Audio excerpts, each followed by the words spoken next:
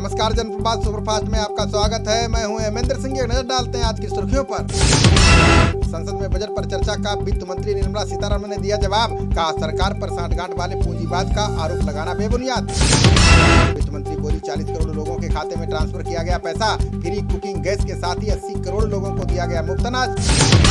राज्यसभा में चर्चा के दौरान वित्त मंत्री ने कांग्रेस पर कसा तंज। कहा, किसी के दामाद के लाभ के लिए नहीं है मुद्रा योजना। वित्त मंत्री बोली, नकारात्मक झूठ फैलाना विपक्ष की बनी आदत। राज्यसभा की कार्रवाई 8 मार्च तक के लिए स्थगित। तृणमूल कांग्रेस के सांसद दिनेश त्रिवेदी ने राज्यसभा से दिया इस्तीफा। कहा, पार्टी में मुझे हो रही है घुटन, बीजेपी में हो सकते हैं शामिल। सांसद दिनेश त्रिवेदी के इस्तीफे पर कैलाश विजयवर्गीय का बयान। कहा, अगर बीजेपी में आते हैं तो मैं उनका पार्टी में करूंगा स्वागत। राज्यसभा में गुलाम नबी आजाद की जगह लेंगे मल्लिकार्जुन खड़गे। कांग्रेस ने आजाद के स्थान पर खड़गे के नाम का दिया आवेदन। कांग्रेस नेता अधीर रंजन चौधरी ने लोकसभा में दिया स्थगन प्रस्ताव का नोटिस। प्रस्ताव में की चीन और भारत सीमा विवाद पर चर्चा कराने की मांग। इसरो ने 2 निजी कंपनियों का सैटेलाइट टेस्ट कर रचा इतिहास। 50 साल के इतिहास में पहली बार किया ऐसा कारनामा। सुप्रीम कोर्ट ने केंद्र और सोशल मीडिया प्लेटफॉर्म को जारी किया नोटिस। का फेक और भड़काऊ मैसेज रोकने के लिए निकाले तरीका। 2 दिवसीय दौरे पर राजस्थान पहुंचे कांग्रेस नेता राहुल गांधी। हनुमानगढ़ के पीलीबंगा में किसान महापंचायत को किया संबोधित। राहुल गांधी ने कृषि कानूनों को लेकर केंद्र सरकार पर बोला हमला। कहा, किसानों को मारते हैं लेकिन चीन के सामने खड़े नहीं हो पाते। चीन समझौते पर राहुल गांधी के बयान पर नकवी ने किया पलटवार। कहा, अपने परनाना से पूछो सवाल, मिल जाएगा जवाब। कृषि कानूनों के खिलाफ प्रदर्शन पर भाजपा नेता राकेश टिकैत का बयान। कहा, अनिश्चितकालीन तक चलता रहेगा आंदोलन, खत्म करने का प्लान नहीं। अनुराग ठाकुर ने किसानों को मंडी व्यवस्था जारी रखने का दिया भरोसा। बोले, किसानों की आय बढ़ाने के लिए सरकार इसे और करेगी मजबूत। बंगाल बीजेपी अध्यक्ष दिलीप घोष का किसानों पर बड़ा बयान। बोले, दिल्ली के आंदोलन में शामिल होने वाले नहीं है किसान। विधानसभा चुनाव से पहले असम में 5 रुपए सस्ता हुआ डीजल पेट्रोल। राज्य में शराब पर लगने वाले शुल्क में 25% की गई कटौती। ICICI बैंक की पूर्व CEO चंदा कोचर को मिली जमानत। अदालत के अनुमति के बिना नहीं कर सकेंगी विदेश यात्रा। पीएम मोदी 17 फरवरी को नैसकॉम के वार्षिक सम्मेलन का करेंगे उद्घाटन। डिजिटल भविष्य और जिम्मेदार तकनीक के महत्व पर होगा केंद्रित। चारा घोटाले में सजा काट रहे लालू यादव को लगा झटका। झारखंड हाई कोर्ट में जमानत पर सुनवाई 19 फरवरी तक टली।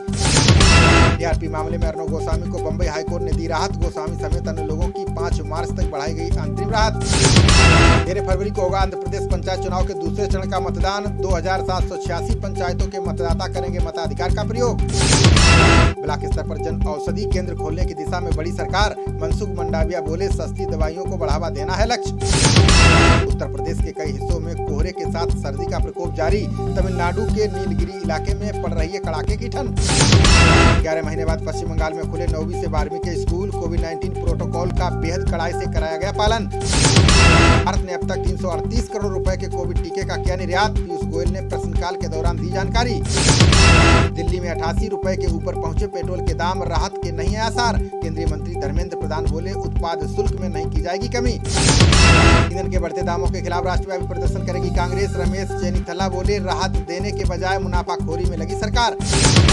जम्मू कश्मीर प्रशासन ने ब्रिटेन की अंतरिक्ष एजेंसी से मिलाया हाथ। अब बाढ़ से नुकसान का तुरंत लग जाएगा पूर्वानुमान।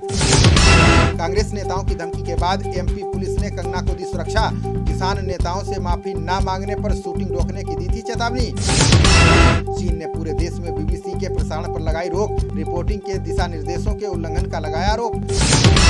बंगाल में वाम मोर्चा के 12 घंटे बंद का जनजीवन पर आंशिक प्रभाव। पार्टी ने कार्यकर्ताओं के खिलाफ पुलिस कार्रवाई का जताया विरोध। देश भर में अंग्रेजों के जमाने के हैं भारतीय रेल के 34,665 पुल। पीयूष गोयल बोले, साल भर में 2 बार किया जाता है निरीक्षण। बाल मिर्ची केस से जुड़े लोगों को ईडी ने जारी किया नोटिस जारी कर NCP नेता प्रफुल्ल पटेल को किया तलब।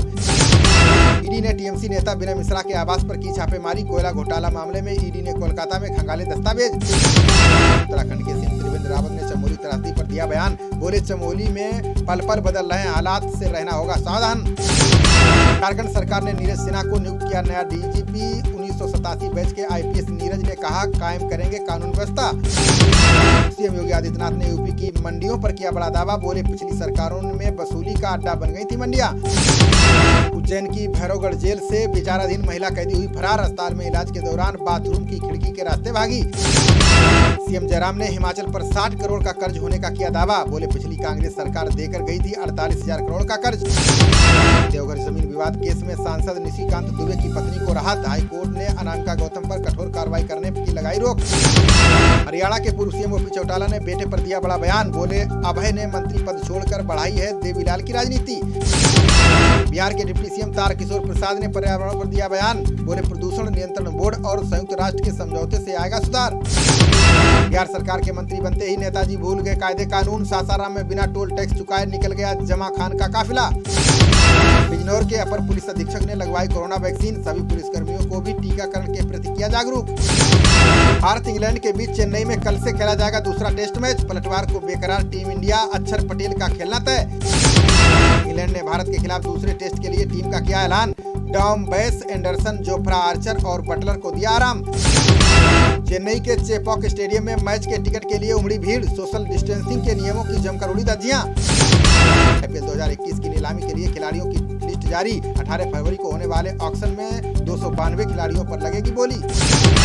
BCCI के फिटनेस टेस्ट में तेवतिया समेत 6 क्रिकेटर हुए फेल, सारे खिलाड़ी T20 विश्व कप में भारतीय टीम के प्रबल दावेदार। खबरों का सिलसिला जारी रहेगा, देखते रहिए जनप्रवाद। नमस्कार।